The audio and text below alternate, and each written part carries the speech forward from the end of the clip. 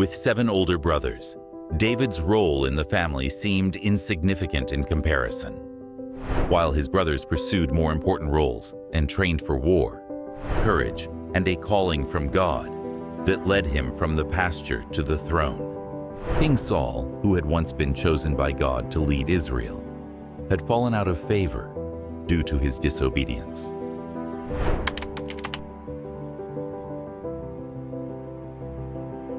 Long before David became the legendary king of Israel, his story began in the quiet hills of Bethlehem, where he lived the life of a humble shepherd. Every day, he tended his father's flock, protecting them from predators and guiding them through the rugged landscape. His days were filled with simplicity, but this time spent alone in the fields was preparing him for a far greater destiny. This is the incredible story of David, a man whose life was shaped by faith, courage, and a calling from God that led him from the pasture to the throne. David was the youngest son of Jesse, a farmer from Bethlehem. With 7 older brothers, David's role in the family seemed insignificant in comparison. While his brothers pursued more important roles and trained for war, David remained in the background, charged with caring for the sheep. His life might have seemed ordinary, but it was in these quiet moments that David learned critical lessons about responsibility, bravery, and faith. These were the qualities that would one day make him a great leader. In those lonely pastures, David became an expert with the slingshot, a weapon that would soon change his life. He practiced relentlessly, sharpening his aim until it was nearly perfect. However, his greatest strength wasn't his skill with the sling, but his deep faith in God. As David watched over his sheep, he spent his time in prayer, composing songs of worship on his harp. Many of these songs would later be included in the book of Psalms, offering a glimpse into David's relationship with God and his unshakable trust in his plan. Meanwhile, in another part of Israel, a significant moment was unfolding. King Saul, who had once been chosen by God to lead Israel, had fallen out of favor due to his disobedience. It was time for a new leader, someone who would follow God's will faithfully. The prophet Samuel was sent by God to the house of Jesse to anoint the future king of Israel. One by one, Jesse's older sons were presented to Samuel, but none were chosen. Finally, Samuel asked if there was another son. David, who had been tending the sheep, was called in from the fields. As soon as Samuel saw him, God's message was clear. This is the one. David was anointed in that moment, though he remained a shepherd for many more years. David's journey toward kingship took its first dramatic turn when the Israelites found themselves at war with the Philistines. Among the Philistine army stood Goliath, a giant of a man who struck fear into the hearts of even the bravest soldiers. For 40 days, Goliath challenged the Israelites to send someone to fight him, but no one dared to step forward. When David arrived at the battlefield to bring food to his brothers, he was outraged by Goliath's defiance. Filled with faith and confidence in God, David volunteered to face the giant, despite being mocked for his youth and inexperience. David refused the heavy armor offered to him by King Saul, choosing instead the tools he knew best, his sling and 5 smooth stones. As he approached Goliath, the giant mocked him, but David stood firm. "You come against me with sword and spear," he declared, "but I come against you in the name of the Lord Almighty." With a single stone, David struck Goliath on the forehead, and the giant fell to the ground. David's victory was more than just a triumph over a formidable enemy. It was a defining moment for Israel and the beginning of David's rise to prominence. However, this newfound fame came with its own challenges. King Saul, once impressed by David's bravery, grew increasingly jealous as David's popularity soared. The people sang praises of David's victories, and Saul began to fear that David might one day take his throne. Consumed by envy, Saul made several attempts to kill David, forcing him to flee into the wilderness. Despite Saul's relentless pursuit, David never lost faith in God's protection. He also never took matters into his own hands. Though he had opportunities to kill Saul and seize the throne, David refused. "I will not lay my hand on the Lord's anointed," he said, demonstrating his deep respect for God's authority and timing. During his years in exile, David gathered a group of loyal followers who saw in him the qualities of a true leader. These men, known as David's mighty men, shared in his hardships and helped him survive in the wilderness. Together they faced numerous dangers and developed a bond that would last for years to come. David's time in the wilderness not only prepared him for the challenges of leadership, but also strengthened his faith in God's plan for his life. Saul's reign eventually came to a tragic end when he and his sons were killed in a battle against the Philistines. Upon hearing the news, David mourned deeply, not only for Saul, but also for Jonathan, his closest friend and Saul's son.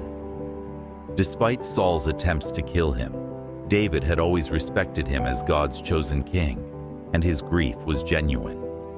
With Saul's death, the path to the throne was finally open for David, but the transition was not without its difficulties. David was first anointed as king of Judah, but the kingdom was still divided. For years, the northern tribes of Israel remained loyal to Saul's house. However, through a combination of military victories and strategic alliances, David gradually united the entire nation.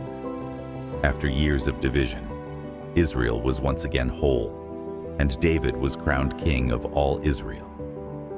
His journey from shepherd to sovereign was complete, fulfilling the promise God had made when Samuel first anointed him. One of David's most significant achievements as king was the capture of Jerusalem.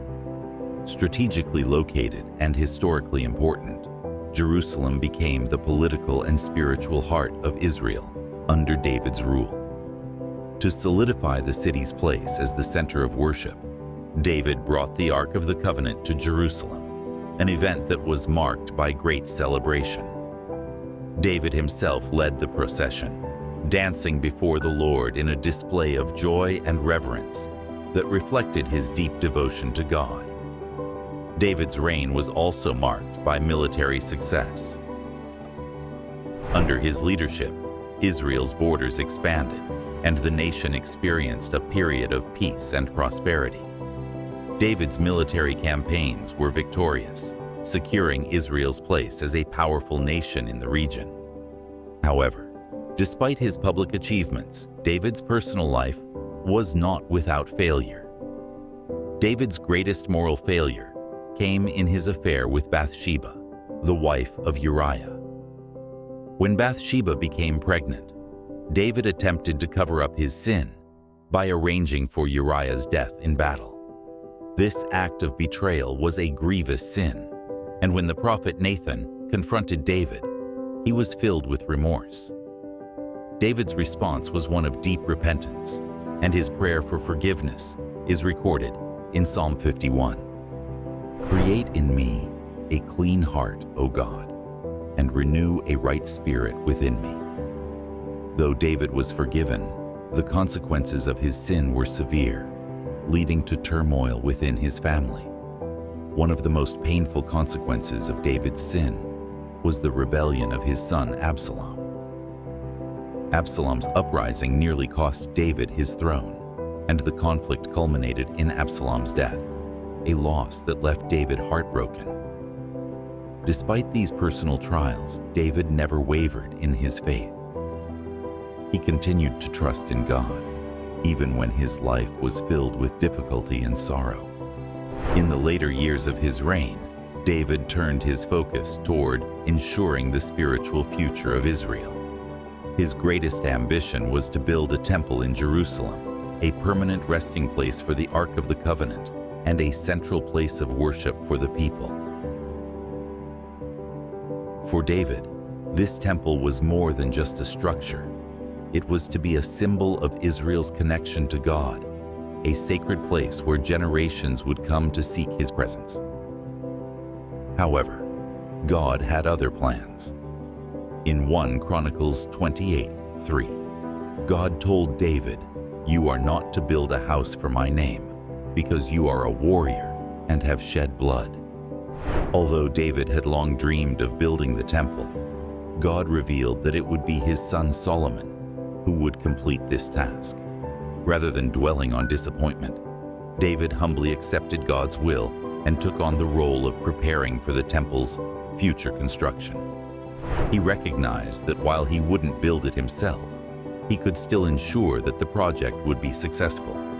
David spent his final years amassing the materials needed for the temple. He gathered vast amounts of gold, silver, bronze, iron, and precious stones to ensure Solomon would have everything required to fulfill God's command. Along with the materials, David carefully outlined architectural designs and blueprints for the temple's construction. His attention to detail and dedication showed his selflessness. He wasn't seeking personal glory, but was determined to leave behind a spiritual legacy that would shape the future of Israel for generations. Before stepping down as king, David gathered the leaders of Israel and the people to publicly pass the responsibility of building the temple to Solomon.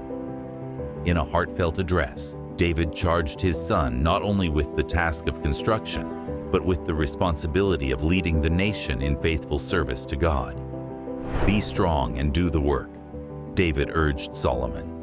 "Serve God with wholehearted devotion, for the Lord searches every heart and understands every thought." David's message emphasized that the temple was more than just a physical monument. It was a spiritual symbol. Its strength would not come from its grandeur, but from the hearts of the people who worshiped there and their devotion to God. His counsel to Solomon reflected his deep understanding that true leadership begins with obedience and faithfulness to God. David also led by example, contributing generously from his own wealth to the temple's construction. His act of giving inspired Israel's leaders and people, who followed his example and gave willingly. This unity in purpose demonstrated the respect the people had for David and their shared devotion to building a house for God. Though David did not live to see the temple completed, his careful preparations ensured its success. Under Solomon's leadership, the temple was finally built, fulfilling David's vision and establishing Jerusalem as the spiritual heart of Israel. David's legacy extended far beyond his reign as king. His faith, humility, and foresight laid the foundation for a spiritual heritage that would endure for generations to come. David's life and legacy continue to inspire, reminding us that true leadership involves humility, faith, and the desire to leave a lasting impact on the lives of others. He taught us that even if we don't achieve all our dreams ourselves, the groundwork we lay can bear fruit long after we're gone. Thanks for watching. Please don't forget to like, share, and subscribe to Soulful Bible Stories for more amazing Bible stories.